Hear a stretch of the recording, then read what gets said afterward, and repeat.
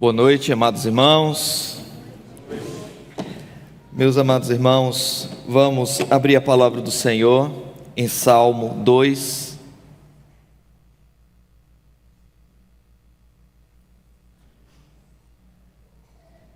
Salmo 2. Eu ia falar Salmo capítulo 2, mas o livro de Salmos não tem capítulos, né? O correto é Salmo 2.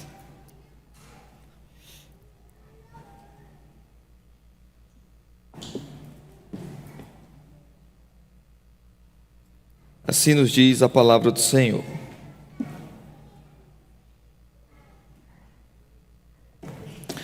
Porque se amontinam os gentios e os povos imaginam coisas vãs.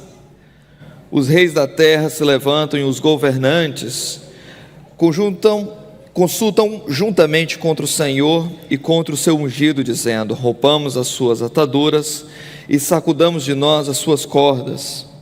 Aquele que habita no céu se rirá, o Senhor zombará deles. Então lhes falará na sua ira e no seu furor os turbará. Eu, porém, ungi o meu rei sobre o meu santo monte Sião, proclamarei o decreto. O Senhor me disse: tu és o meu filho, eu hoje te gerei. Pede-me e te darei as nações por herança e os fins da terra por tua possessão.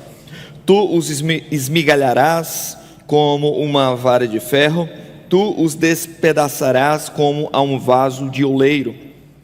Agora, pois, ó reis, sede prudentes, deixai-vos instruir juízes da terra. Servir ao Senhor com temor e alegrai-vos com tremor. Beijai o filho, para que se não ire, e pereçais no caminho, quando em breve se acender a sua ira. Bem-aventurados todos aqueles que nele confiam. Vamos orar mais uma vez. Senhor, abre os nossos olhos espirituais, abre o nosso coração, o nosso entendimento. Faz-nos não somente ouvir com os nossos ouvidos, ó Senhor, mas ouvir com a nossa alma. Faz-nos obedientes àquilo que iremos ouvir nesta noite, Senhor. É no nome do Teu Filho amado, nosso eterno Salvador, que oramos. Amém. Amém. Amados irmãos, durante esses 2 dias, não é? Falamos sobre reino, falamos sobre, hoje de manhã falamos sobre lei, e hoje agora à noite, falaremos sobre Messias, porque tem tudo a ver com esses 2 temas, e aqui no Salmo 2 é a continuação daqueles assuntos que tratamos hoje pela manhã, no Salmo 1. Aqui nós temos a continuação daquele tema, o homem bem-aventurado do Salmo 1, no Salmo 2 ele é apresentado como o Messias, como o Rei. Aquele homem que medita na lei do Senhor, no Salmo 1, aqui ele é estabelecido como Rei ungido, no Salmo 2. Nós temos aqui alguém também, no caso nações, que odeiam esse Rei, odeiam o ungido de Deus. Tá? E no contexto imediato, lembrem, quem escreveu isso daqui foi Davi.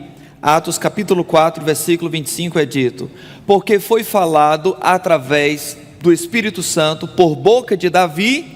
Aí então cita o Salmo 2. Então o Salmo 2 tem por autoria o próprio Davi. E no contexto imediato que foi escrito, trata-se de Davi sofrendo subversão no seu reino. Pessoas não aceitavam que Davi tinha sido estabelecido por Deus como rei de Israel. E essa revolta, essa rebelião contra o reinado de Davi, inclui vários dos inimigos de Davi. Inclui o próprio Saul, que se revoltou contra a unção que Deus tinha, através de Samuel, estabelecido sobre Davi. Isso inclui até mesmo Absalão, seu filho, que se insurgiu contra o reino do seu próprio pai. De acordo com o contexto, essa rebelião contra o reinado do ungido de Deus, nesse caso específico aqui, Davi, também envolvia as nações ao redor de Israel, os gentios. Entretanto, irmãos, lembrem bem que todo o Antigo Testamento, incluindo o livro dos Salmos, nós devemos ler tendo Cristo como os nossos óculos, tendo Cristo como a nossa lente pelo qual nós enxergamos todo o Antigo Testamento, e isso inclui o livro dos Salmos, né? Inclusive o próprio Novo Testamento diz que Jesus ele pregava expondo tudo quanto no Antigo Testamento falava dele, nos escritos, nos Salmos, e isso inclui certamente o Salmo 2. Então, o Salmo 2, em última análise, fala de Cristo, o Messias de Deus, o Rei absoluto.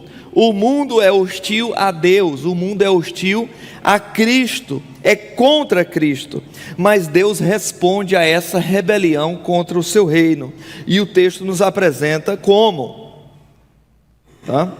Sendo assim, nós vamos fazer uma pergunta aqui para o texto: como essa hostilidade, essa inimizade que o mundo tem contra Deus e o seu reino se apresenta, e qual é a resposta de Deus contra a rebelião do mundo?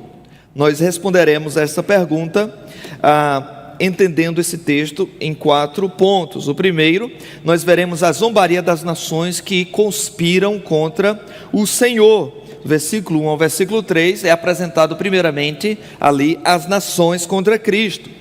Depois veremos a zombaria do Senhor contra as nações. Então primeiro as nações zombam, versículo 1 ao versículo 3, e a seguir é Deus que zomba das nações, do versículo 4 ao versículo 6. Veremos também do versículo 7 a 9, que o Filho, como resposta à zombaria das nações, é constituído rei sobre estes zombadores. E por último veremos o conselho do Senhor às nações ímpias em relação ao rei instituído. Assim vejamos, em primeiro lugar, a zombaria das nações que conspiram contra o Senhor. O versículo 1 começa com uma pergunta, não é? E é uma pergunta que não exige resposta, é uma pergunta de confronto, tá? É dito assim: por que se amotinam os gentios? Outras traduções trazem: por que se amotinam ou se amutuam as nações? E os povos imaginam coisas vãs. A seguir é dito que dessas nações, que têm reis a liderar cada uma destas nações, as nações com os seus reis conversam entre si contra o Senhor, versículo 2, contra Deus, e contra o ungido de Deus. E o que elas consultam conjuntamente? Versículo 3 diz qual é o assunto da conversa entre os governantes do mundo contra Deus. Qual é o assunto? Versículo 3 diz qual é: rompamos as suas ataduras e sacudamos de nós as suas cordas. Tá? Então nós temos aqui zombaria e conspiração contra o Senhor. Tá? Versículo 1, observamos que os ímpios, eles dedicam o seu pensamento em revolta contra Cristo, porque se amotinam os gentios e os povos imaginam coisas vãs.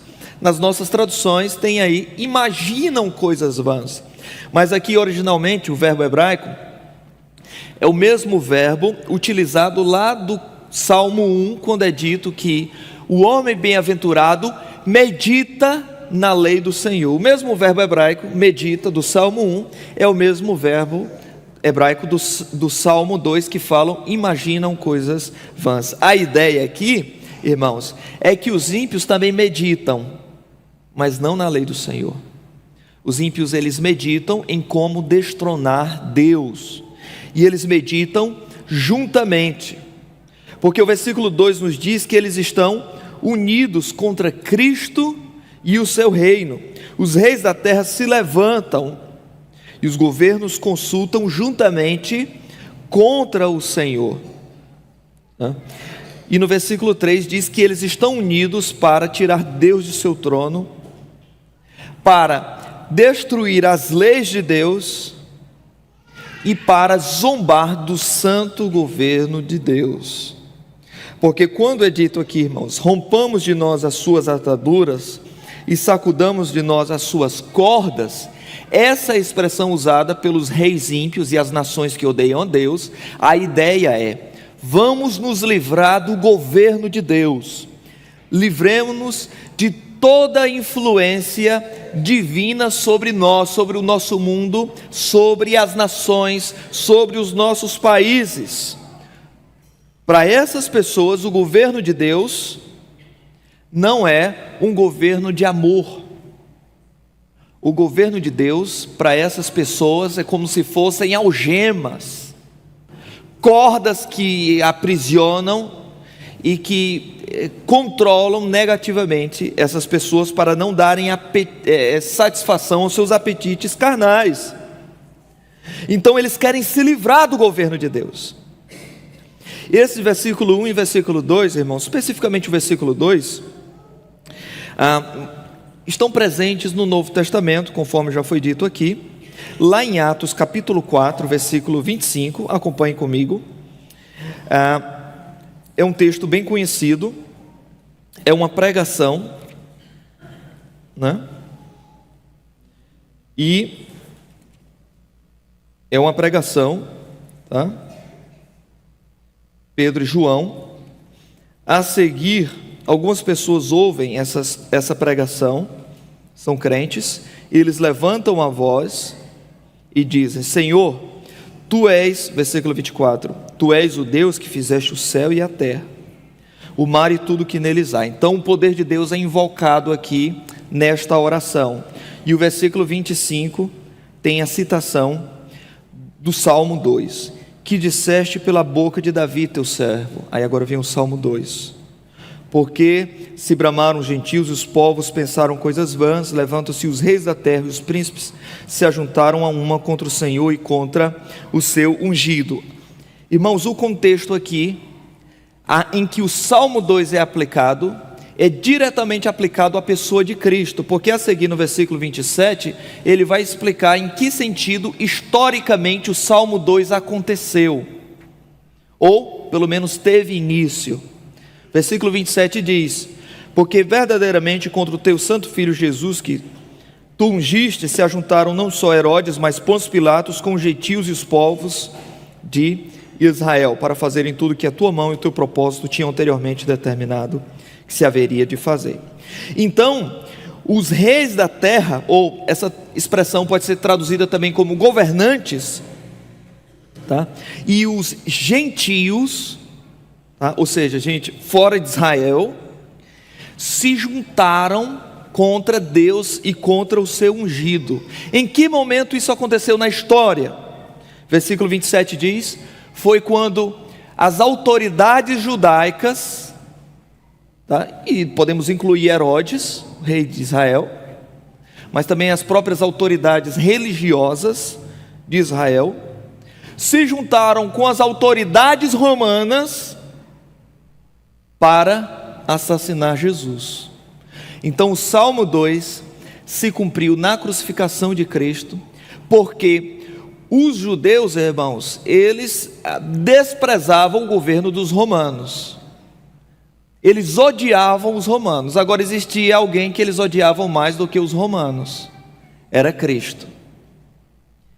E se os judeus tinham como inimigo aquelas mesmas pessoas dos romanos, então o ódio que eles tinham por Cristo era tão intenso que eles passaram a ser amigos dos romanos, para assassinar Cristo. O Salmo 1 e o Salmo 2 foram aplicados diretamente a Jesus como Messias. Ele cumpriu o Salmo 2, cumpriu o Salmo 2 não somente na sua morte, mas ele cumpre o Salmo 2 também no início do seu reinado, porque o Salmo 2 tem a instituição de Jesus como o rei Messias. Há uma rebelião contra ele. Entretanto, mesmo essa rebelião, versículo 28 diz, já foi decretada, determinada. Para fazerem, no caso, Pôncio Pilatos e Herodes, foram levantados para fazerem tudo que a tua mão e o teu decreto tinham anteriormente determinado que se haveria de fazer. Qual foi o pior mal que existiu no mundo, irmãos? Foi o assassinato do Filho de Deus. Entretanto, até mesmo isso, de acordo com o versículo 28, já tinha sido decretado, estava no conselho, no propósito anteriormente determinado por Deus. Herodes e Pôncio Pilatos, eles não agiram livremente segundo o seu livre-arbítrio, tá? E apanhou Deus de surpresa, e ninguém esperava que eles iam matar Jesus. Não era isso. O Cordeiro foi morto desde a fundação do mundo.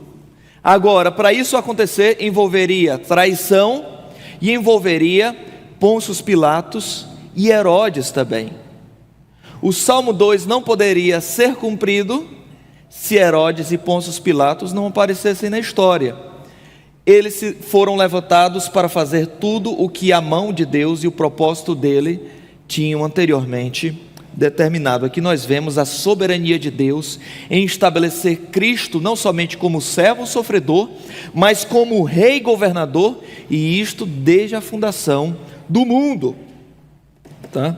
Sendo assim, uma vez que o Salmo 2 tem o seu cumprimento na primeira vinda de Cristo, isso traz implicações importantíssimas, tá? Por quê, irmãos? Nós veremos um pouco mais sobre isso nas aplicações, mas o fato é que algumas pessoas aplicam o Salmo 2 para algo que vai acontecer após a segunda vinda de Cristo. Cristo é o rei Messias que foi levantado e que vai reinar, conforme aqui as diretrizes do Salmo 2, sobre as nações com vara de ferro, para que as nações o adorem física e visivelmente. Algumas pessoas entendem que tudo isso vai acontecer somente depois da segunda vinda de Cristo. Entretanto, de acordo com o Novo Testamento, o Salmo 2 começa na primeira vinda de Cristo. Agora, estes homens se levantam contra Deus e contra o seu ungido. Qual é a resposta de Deus? A resposta do Senhor contra estes homens ímpios e as nações ímpias que se levantaram contra Davi, o ungido primeiro de Deus, contra Cristo, o ungido absoluto, o Messias verdadeiro e final de Deus. Qual é a resposta de Deus contra os zombadores de Deus? O versículo 4 nos diz, até o versículo 6, que Deus zomba deles. Deus não está preocupado com a zombaria dos ímpios. Deus zomba da zombaria dos rebeldes, tá? O versículo 4 nos mostra que Deus não se sente ameaçado. Deus simplesmente ri e zomba dos seus inimigos. Versículo 4: aquele que habita no céu se rirá, o Senhor zombará deles. Zombará deles. Irmãos, isso daqui demonstra o extremo poder e soberania de Deus de destruir qualquer oponente que exista no mundo. A resposta de Deus para com as ameaças das nações contra Cristo, a resposta de Deus é uma gargalhada, tá? Nós lemos sobre Elias, que começou a zombar dos profetas de Baal, mas Elias está imitando alguém, irmãos. Ele imita Deus. Deus, ele zomba dos seus inimigos. Deus não está preocupado com leis anticristãs que se levantarão para perseguir o povo de Deus ou a igreja de Cristo. Deus, ele ri de nações que estabelecem parâmetros progressistas contra a família, contra a igreja, contra o evangelho. Nós ficamos muitas vezes preocupados com isso, né? E acompanhando cada novo desenvolvimento de como algumas dessas nações, inclusive o Brasil, estabelecem essas leis através dos seus legisladores, e nós ficamos, como que vai acontecer isso? Deus, ele ri. Enquanto alguns de nós, às vezes até leva isso para o travesseiro e fica pensando e preocupado, não é? Deus, ele está rindo. Aquele que habita nos céus se rirá, o Senhor zombará deles. Versículo 5 nos diz que Deus não somente vai rir, mas Deus também vai falar. Então lhes falará na sua ira, e no seu furor os turbará. Então aqui o versículo 5 diz que a relação de Deus para com os rebeldes, para com aquelas pessoas que não aceitam as suas leis, o seu governo amoroso, a reação de Deus não é sentir-se ameaçado, a reação de Deus é falar. E Ele fala com uma ira justa, com uma ira santa. É a ira contra o pecado, é a ira contra a rebelião dos homens. E dentro desse ambiente de ira, que o texto bíblico chama de furor, a Bíblia diz que Deus os turbará. Irmãos, o juízo de Deus sobre os ímpios é algo que compete a Deus. A vingança de Deus sobre os ímpios é algo que foi reservado somente ao Senhor.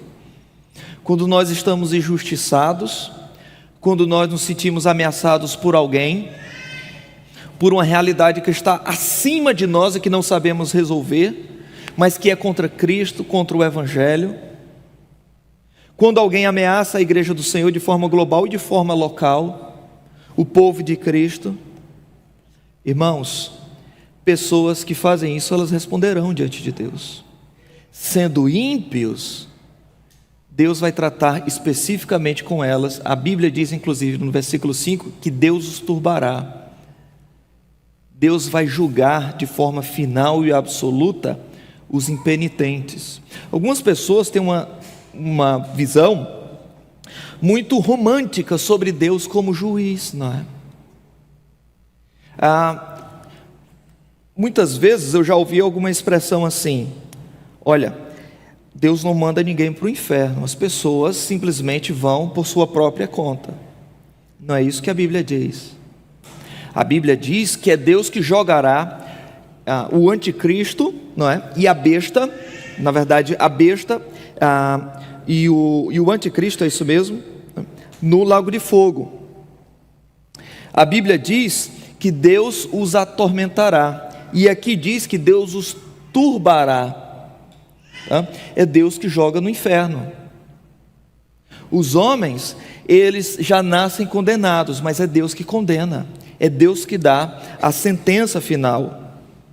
Então, quando alguém diz, o Senhor sabe o que eu fiz, Ele é justo, a justiça de Deus, irmãos, para com alguém que está devendo para com Ele, é algo que deveria preocupar, e não um motivo de consolo. Às vezes a pessoa até coloca assim, né? Deus é meu juiz. Eu já vi tatuagens com isso, para-choque de caminhão, tem em todo lugar. Irmãos, isso na vida do ímpio não deveria consolar ninguém, isso deveria preocupar, tá? Porque se Deus ele é juiz, Ele vai nos julgar, e se Ele não nos encontrar escondidos em Cristo, refugiados nele, terrível será o seu julgamento para com aquelas pessoas que se rebelaram a Ele. E no versículo 6 diz que Deus, além de zombar, além de rir, além de os atormentar, a Bíblia diz que Deus estabelece o seu ungido. Versículo 6, eu porém ungi o meu rei sobre o meu santo monte de Sião. Deus ungiu o seu rei em resposta à conspiração dos ímpios. Do versículo 7 a 9, irmãos, o filho é constituído rei sobre os zombadores. O decreto de Deus em relação ao Messias está aí no versículo 7. Proclamarei o decreto, o Senhor me disse, tu és meu filho, eu hoje te gerei. Então, o filho aqui no versículo 6 é chamado de rei, e o filho no versículo 7, esse rei do versículo 6, no versículo 7 é chamado de filho, e anteriormente chamado de ungido. Portanto, Jesus, Ele é filho, Ele é rei e Ele é ungido. Na encarnação de Cristo, Ele foi chamado exatamente disso, não é? Mateus capítulo 3 foi dito a Ele, tu és o meu filho, eis aí o meu filho amado, em quem me comprazo. No Novo Testamento, na primeira vinda de Cristo, Ele foi apresentado de fato como o Messias. É tanto que esse é o título a ele, né? Cristo. A palavra ungido aqui do Salmo 2 é Mashiach, aquele que é ungido, tá? E também no Novo Testamento nos apresenta que ele traz o reino. Agora, nesse reino, nessa unção dele como Messias, e ele sendo considerado filho, é dito aqui: tu és o meu filho e hoje te gerei. Essa expressão aqui, irmãos, ela foi durante algum tempo muito debatida entre os teólogos, inclusive no próprio credo de Nicéia, tem lá, não é? De que Cristo ele é gerado ou eternamente gerado. A ideia é que ele tem a mesma essência do Pai. E visto que o Pai é eterno, a geração do Filho também é eterna. Portanto, quando é dito que o Filho é gerado, o próprio credo de Calcedônia diz: gerado, não criado.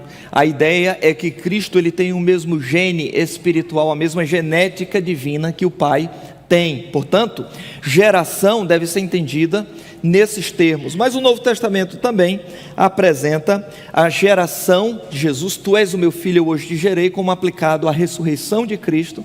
E ao introduzir o filho no mundo também é dito, usado também o Salmo 2. O Salmo 2 ele é apresentado de múltiplas formas no Novo Testamento, tá? Então o Salmo 2 ele é apresentado Cristo em sua relação com o Pai, e o Salmo 2 também é apresentado Cristo em sua relação como um rei da descendência de Davi para o mundo, a entronização, a coroação de Cristo como rei, tá? Então versículos 7 a 9 apresenta-nos aí o Filho sendo constituído rei sobre os zombadores, tá? No versículo 7 esse decreto é proclamado, e o 8 é dito: pede-me e eu te darei os gentios, ou as nações por herança, e os fins da terra por tua possessão, tá? O que está sendo dito aqui é que o Pai entregará as nações logo que o Filho for constituído como ungido, logo que o Filho for constituído como rei. Quando é que o Filho foi constituído como rei ungido? De acordo com o Novo Testamento, em sua primeira vinda, em seu primeiro advento, ele foi apresentado como Cristo, né? A expressão grega para Messias, Mashiach, o ungido, e ele foi apresentado como o rei. Portanto, as nações foram entregues a Cristo a partir do seu primeiro advento, da sua primeira vinda, e não só a partir da sua segunda vinda, tá? Então Deus ele entrega as nações como herança ao Filho, e é dito a ele: pede-me e eu te entregarei, e os confins da terra por tua possessão. A Bíblia apresenta aqui que as nações e até os fins da terra foram entregues pelo Pai ao Filho. E foram entregues com que propósito? Para que o Filho reine. E o versículo 9 diz que o Filho reinará com cetro de ferro. Versículo 9 diz: tu os esmagarás, não é? Com uma vara de ferro, tu os despedaçarás como um vaso de oleiro. Irmãos, no livro de Apocalipse, capítulo 19, versículo 5, é usado novamente aqui uma alusão ao texto de Salmo 2, em que é apresentado aqui Cristo, na visão do apóstolo João, no capítulo 19, versículo 5, e é dito o seguinte: que depois que se ouviu no céu uma grande voz, e essa voz dizia: aleluia, salvação e glória, honra e poder pertence ao Senhor, louva a Deus o justo juízo de Deus. Versículo 2, o versículo 3 é dito novamente aleluia, e a fumaça dele sobe para todo sempre. A ideia é que a grande prostituta do Salmo de Apocalipse capítulo 17 e 18, juntamente com a besta, serão lançados no lago de fogo, tá? Entretanto, Deus já começou a julgar a grande prostituta, a falsa religião, tá? E no versículo 4 é visto ali diante do trono 24 anciãos com os 4 seres viventes. E então existe um trono ali. E sai uma voz do trono que diz: louvai o nosso Deus, vós todos os seus servos, vós todos os que temeis. Mais à frente, no versículo 15, é dito que aquele que vem destruindo os inimigos, no versículo 15, é alguém que tem uma espada afiada que sai da sua boca, para com ela ferir as nações. Aí a seguir vem: e ele mesmo as regerá com cetro de ferro. E ele mesmo é o que pisa o lagar do vinho do furor da ira do Todo-Poderoso. Algumas pessoas dizem que aqui é a consumação do mundo, e a seguir só vem o estado eterno. Entretanto, irmãos, isso daqui é uma alusão. A ideia aqui não é de Deus com o cetro de ferro destruindo todos os seus inimigos. A ideia aqui é com o cetro de ferro ele impondo o seu governo sobre os seus inimigos, ele julgando os seus inimigos. Porque o Salmo 2 nos diz que ele mesmo com essa vara de ferro, esse cetro de ferro, ele regerá, ele governará as nações. E se houver alguma rebeldia dentre essas nações, com o cetro de ferro ele despedaçará e destruirá toda a oposição ao seu reino. Inclusive essa é uma promessa também presente em Apocalipse capítulo 2, versículo 27, que é dito: e com vara de ferro as regerás, e serão quebradas como vasos de oleiro, como também recebi de meu Pai. Então, ao Filho foi dada autoridade para governar, e governar com poder, governar com glória.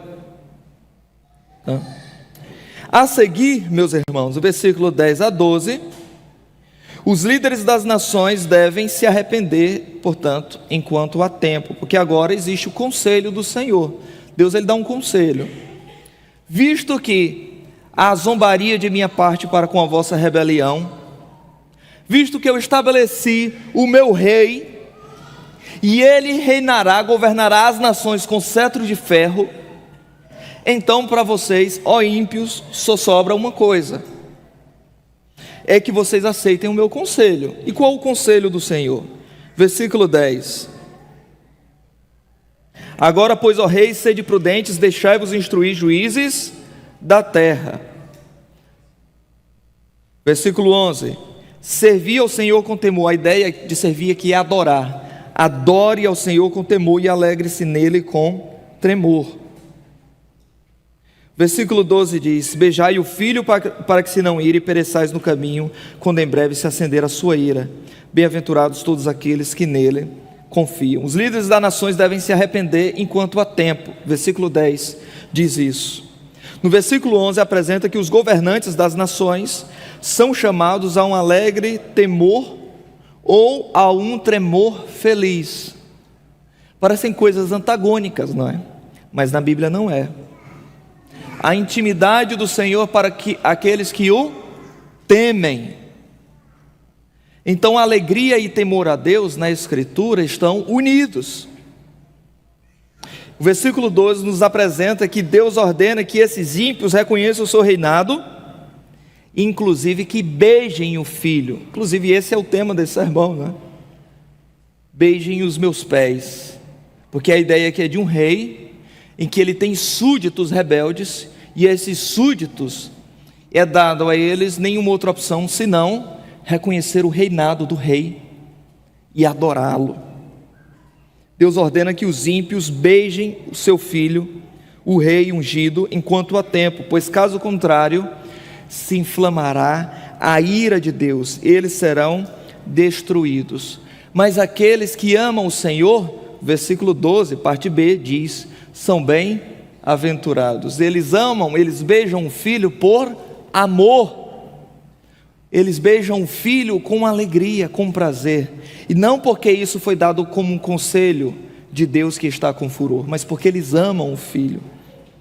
Tá? Assim, meus irmãos, alguns pontos aqui de aplicações para a nossa vida. Primeiramente, meus irmãos, nós temos aqui a apresentação da Escritura para que nós não esperemos ser amados por este mundo. Irmãos, nós não podemos esperar sermos amados por esta atual realidade que vivemos. Nós devemos, à semelhança de Deus e de Cristo, nós devemos nos preparar para sermos zombados e odiados no mundo, né? Spurgeon dizia: Deus disse, Jesus disse, vós sois o sal da terra. E ele não disse que os crentes seriam o docinho da terra. E é verdade, não é? O mundo, irmãos, os ímpios, eles odiarão os crentes. Os ímpios, eles odiarão a fé cristã. Os ímpios, eles não odeiam a religião. Os ímpios, eles odeiam Cristo e o cristianismo apenas. Os ímpios, eles conseguem conviver pacificamente com qualquer tipo de religiosidade extremamente intolerante sobre o seu país. Os ímpios conseguem conviver com a religião confusa como o hinduísmo. Os ímpios conseguem conviver e aceitar, não é, de uma forma multicultural e tranquilamente realidades próprias do islamismo, que são muito estritas, principalmente sobre direitos para as mulheres. Mas os ímpios não suportam a fé cristã. Os ímpios não odeiam religião, eles odeiam o cristianismo, eles odeiam Cristo. Assim, meus irmãos, a semelhança do que aconteceu com Cristo, judeus e gentios que se odiavam antes, mas tratando-se de Cristo, eles se uniram para assassinar o Salvador. Assim também, dois inimigos, pelo menos, que se odeiem também se unirão para destruir o povo do Senhor, a igreja do Senhor. Portanto, nós não devemos encontrar meio termo com o mundo. Nós não devemos caminhar pelo caminho do meio com o mundo, procurar uma posição mais de apaziguamento. Enquanto a igreja estiver aqui, irmãos, é absoluta oposição, tá? Nós não devemos agradar a Deus suavizando as verdades do Evangelho perante o mundo. Deus e seu povo estão em inimizade constante para com todos aqueles que são rebeldes para com o reinado do Senhor. Isso significa não que nós teremos uma antipatia gratuita. Isso não significa que seremos desnecessariamente beligerantes, antipáticos com outros. Não, nós seremos cordiais, educados, mas não tratando-se das verdades do Evangelho. A verdade do Evangelho, ela não é cordial. Você pode falar no tom mais suave, com um sorriso do rosto, acerca das realidades do que o homem é e daquilo que ele merece e do que Cristo fez pelo pecado dele. Ainda assim, com um sorriso nos lábios, o mundo vai odiar você. E esse texto nos apresenta isso. Nós não devemos esperar sermos amados pelo mundo. Esse texto também aqui, irmãos, nos apresenta uma esperança para a atual situação desanimadora no nosso mundo. Tá? Deus reinará visivelmente sobre toda esta realidade. A Bíblia, irmãos, apresenta Cristo, o Rei ungido, no Salmo 2, que já começou a reinar desde a sua primeira vinda, logo na encarnação. O mundo atualmente pode estar em rebeldia agora, mas futuramente o mundo inteiro, que já foi entregue pelo Pai a Cristo, as nações estarão aos pés do Senhor, adorando a Deus. Adorando a Deus. Tá? Esse reino, irmãos, ele, quando se manifestar de forma visível ao mundo, não acontecerá à parte, divorciado da ação da igreja.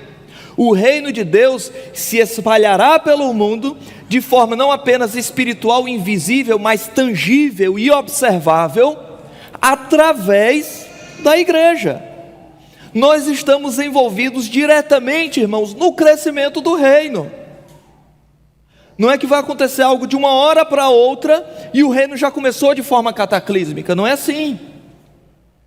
É que a igreja, empoderada pelo Espírito Santo, levada pela lei do Senhor, pela palavra do Senhor, proclamará destas verdades com intrepidez, com coragem e de forma continuada, a despeito das subversões, a despeito das inimizades e das oposições do mundo. Assim, meus irmãos, nós temos aqui Cristo reinando com vara de ferro, que pressupõe algumas coisas. Primeiramente, é um reino conquistado, mas também é um reino imposto. Conforme já falei a princípio, o governo de Cristo não é um governo democrático. Nunca foi. Não é assim no céu. No céu, Deus não chega para os anjos e dizem assim: agora façam as vossas eleições, as votações. Quem concorda que eu seja rei? Não é assim. A vontade de Deus é feita no céu, e nós somos chamados a orar para que também seja feita na terra, tal como é feita visivelmente no céu. No Antigo Testamento, Deus reinava sobre o seu povo, e não quis consultar a Israel, dizendo: olha Israel, você concorda que eu seja rei sobre vocês? Não é isso. E Cristo, que é estabelecido como rei, permanece o mesmo padrão. É um reino conquistado, mas é um reino imposto também. É monarquia. Só que é uma monarquia amorosa. Não é uma monarquia totalitária. Não é uma monarquia cheia de autoritarismo. É uma monarquia com autoridade amorosa. Porque qual é o rei que dá o seu filho para ser assassinado por pecadores que o odeiam? Qual o rei que faz isso? É um reino de amor, mas é um reino com autoridade também, um reino imposto também. Reger as nações com vara de ferro significa também a presença de inimigos no meio do povo de Deus neste reino. E caso alguém se mantenha submisso, essa pessoa é ordenada a adorar o Senhor ainda neste mundo. Porque é necessário o filho reger com vara de ferro? Porque ainda nesse reinado haverá pessoas descrentes. Haverá pessoas descrentes. Tá? Zacarias capítulo 14, nós não temos tempo aqui para tratar de uma forma minuciosa esse texto, mas fala aqui de uma realidade em que o mundo inteiro procurará o povo da aliança, o povo do Senhor, para adorar o Senhor. E eles farão isso constantemente, cada uma das nações. E se determinada nação não for adorar o Senhor, Deus não lhes enviará a chuva. Se determinada nação não for, Deus tratará de uma forma, Deus julgará aquela outra nação. Tudo isso em Zacarias capítulo 14, que ainda não tem seu cumprimento, nós não vimos agora. Também não pode se cumprir no estado eterno após a segunda vinda de Cristo. Esses juízos na eternidade, isso não existe, é só bênção. Portanto, deve haver um período em que isso ainda acontecerá agora, antes da segunda vinda de Cristo. Esse reino iniciado por Cristo crescerá. Mateus capítulo 13, ali nas parábolas do reino, nós temos a apresentação de várias ilustrações, várias parábolas. Uma delas é um fermento que cai numa massa, a mulher mexe até que toma de conta de toda a massa. O reino de Deus é apresentado como um campo de trigo em que foi semeado joio ali, e a nós não cabe retirar o joio do meio do trigo. Jesus explica que o campo é o mundo, tá? E o trigo são os filhos de Deus e o joio são os filhos do maligno. O campo não é a igreja, tá bem? Na igreja o joio tem que ser retirado mesmo. O campo é o mundo, tá? E nós não devemos apresentar a manifestação do reino na base da força física, da violência, tá? Da revolução. É com a pregação do Evangelho. E no juízo final os anjos é que farão separação. Tá? Os impactos desse reino serão observados e sentidos neste mundo, de acordo com Isaías 65, versículo 20 em diante.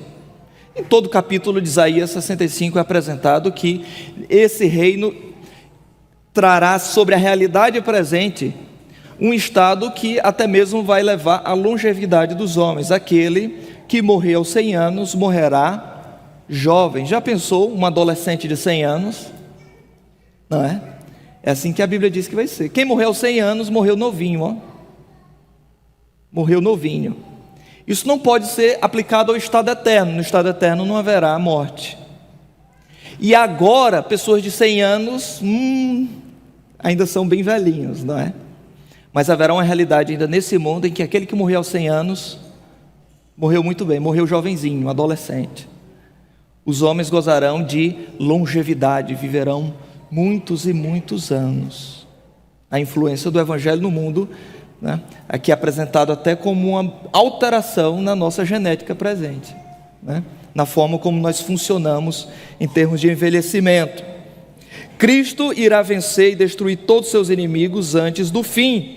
Conforme nós vimos em 1 Coríntios 15, versículo 24 e 26, Ele está reinando, a igreja avança e esse reino continuará até que todos os inimigos sejam colocados debaixo dos pés de Cristo, a saber, até o último inimigo, a morte.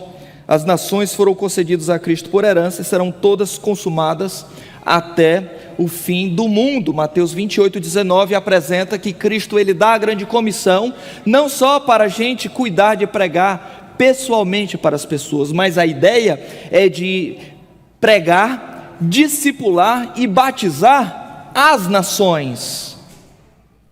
As nações.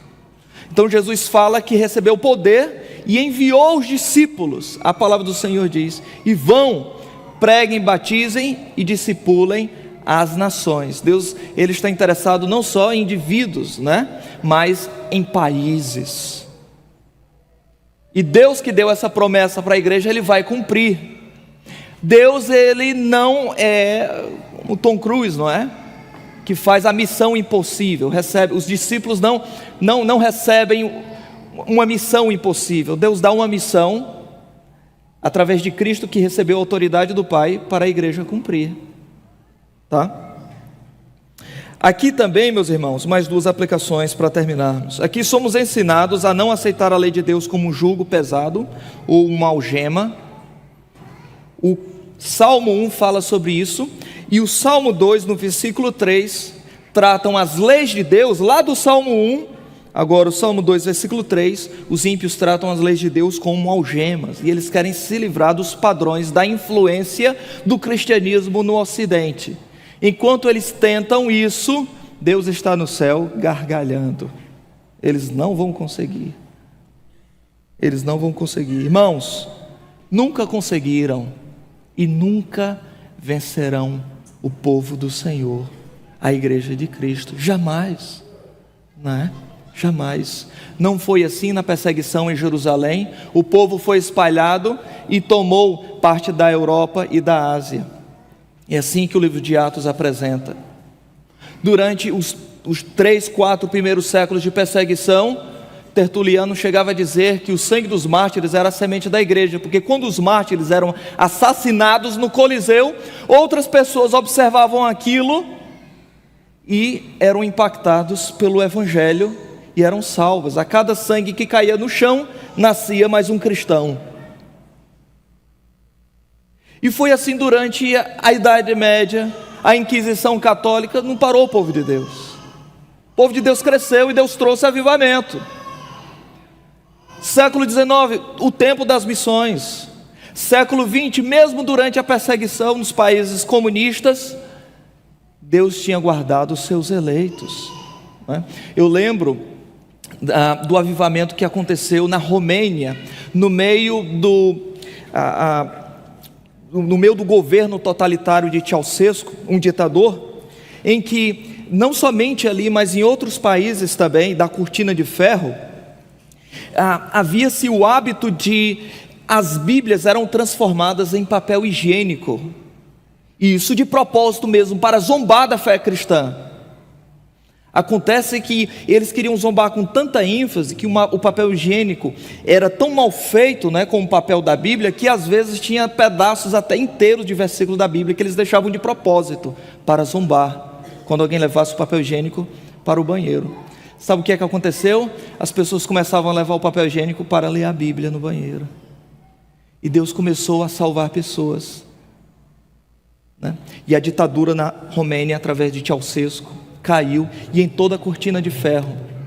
Nenhuma oposição, irmãos, que se levanta contra Cristo, a sua igreja, o povo eleito, continua. E será assim, e nunca parou. Nunca parou. Assim, nós não temos razão para temer, nós temos razão, nossa última aplicação, para sermos mais zelosos e fervorosos ao Senhor, mais do que os ímpios. Os ímpios, irmãos, são apresentados no Salmo 2 como zelosos em sua rebeldia.